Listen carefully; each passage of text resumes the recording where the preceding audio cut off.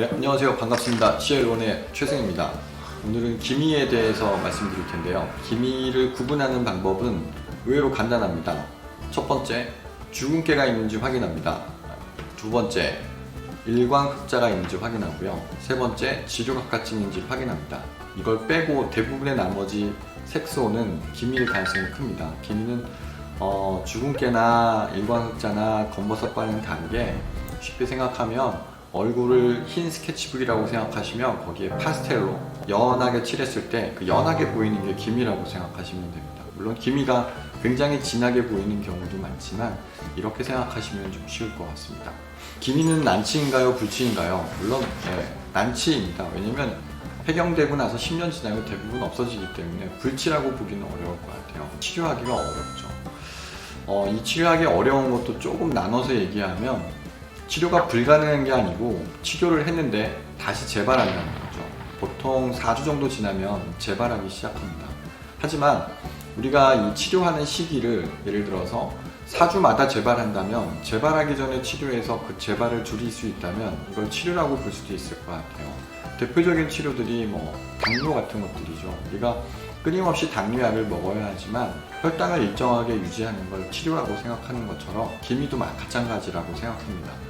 지난 시간에 말씀드렸지만 기미가 끊임없이 계속 재발하는 건 타이로시네이즈라는 효소가 있습니다. 이 효소가 우리가 멜라닌 세포가 멜라닌을 만들어서 각질 형성 세포에 전해주는데 가장 중요한 역할을 하는, 또 멜라닌이 멜라노좀이라는 형태 안에 존재하는데 이 안에서 성숙하는 데 가장 중요한 효소입니다. 이 효소가 끊임없이 계속 높아져 있다는 거죠. 이 부분을 해결하기가 굉장히 어렵기 때문에 기미가 치료하기 어려운 것 같습니다. 또 치료가 어려운 기미 중에 이제 표피에 남아있는 색소들은 비교적 치료하기가 쉽습니다. 왜냐하면 표피에 있는 각질 형성 세포들은 보통 2주에서 4주 정도면 자연스럽게 탈락되기 때문인데요. 진피 쪽에 있는 색소들은 그런 과정을 거치지 않습니다. 보통은 마크로파지라고 하는 대식세포가 멜라닌을 잡아먹고 또 이런 이제 세포들을 멜라노파지라고 하는데 멜라닌 탐식 세포라고 하는데 이게 우리 눈에 보이는 거죠. 랑관셀이나 혹은 덴드라이트셀 같은 경우 수지상 세포 같은 것들은 림프 순환을 통해서 잘 배출이 되는데 이 특이하게 이 마크로파지 계열의 세포들은 림프 순환을 통해서 바로 배출되지 않습니다.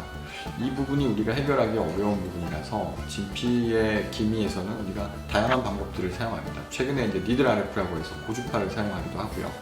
저 같은 경우는 충격파나 다른 레이저들을 조합해서 사용하기도 합니다. 또 한 가지의 파장으로 해결하기 어려운 경우가 많아서 전 기미의 색깔, 또 기미의 위치, 특히 눈 밑에 있는 기미 이런 경우에는 다양한 조합의 파장을 사용합니다. 요즘 제일 많이 사용하는 건 피코755, 피코슈어라는 레이저를 초기에 제일 많이 사용하고, 두 번째 어느 정도 좀 잡히면, 물론 기미 치료하기 전에는 제가 맨날 말씀드리는 주근깨, 지루각화증, 일광흑자를 해결하고 나서 얘기입니다. 피코1064, Q1064, 또 아까 말씀드린 니들 RF 이런 것들을 순차적으로 돌아가면서 사용하는데, 최근에는 이렇게 사용하는 것들이 가장 결과가 빠르게 나타나는 것 같습니다. 쉬운 기미들은 두세 번 치료해도 거의 70~80% 이상 좋아지고, 좀 어려운 기미라 하더라도 과거보다는 두세 배 정도 빨라진 것 같습니다.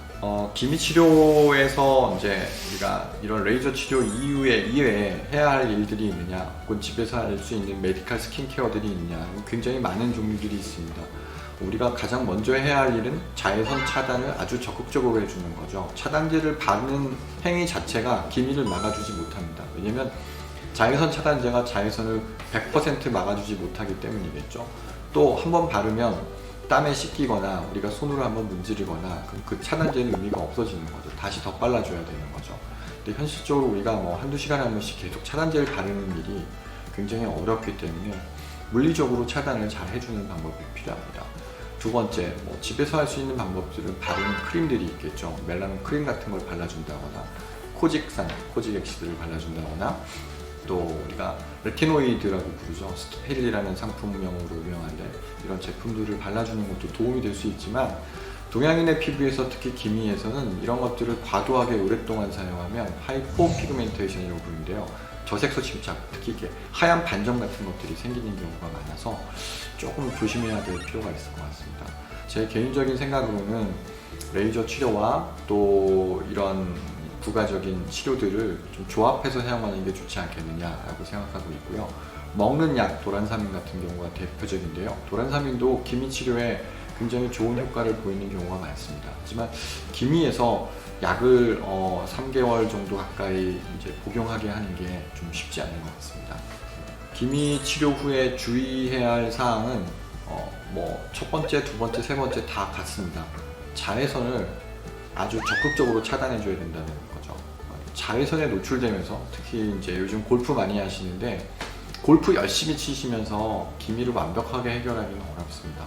또 완전히 보자기를 두르고 치시는 경우를 제외하고는 굉장히 어렵습니다. 그래서 야외 활동을 하시더라도 좀 적극적으로 기미가 있는 부위는 오히려 패치 같은 것들을 사용하는 게 좋은데요.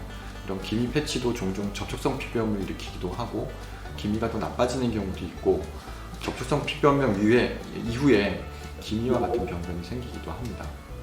기미는 아직까지 한 번에 치료해서 다시 재발하지 않게 하는 방법은 없지만 제 생각에 기미는 꾸준히 잘 치료하면 그리 오랜 시간이 걸리지 않더라도 충분히 좋은 결과를 볼 수 있고 우리가 화장으로 살짝만 가려줘도 가려지는 수준은 충분히 빠른 시간 내에 이룰 수 있습니다. 그래서 기미를 난치병이라던가 불치병이라던가 부를 만한 정도의 질환은 전혀 아니라고 생각하고 있습니다. 오늘 기미에 대해서 말씀드렸습니다. 감사합니다.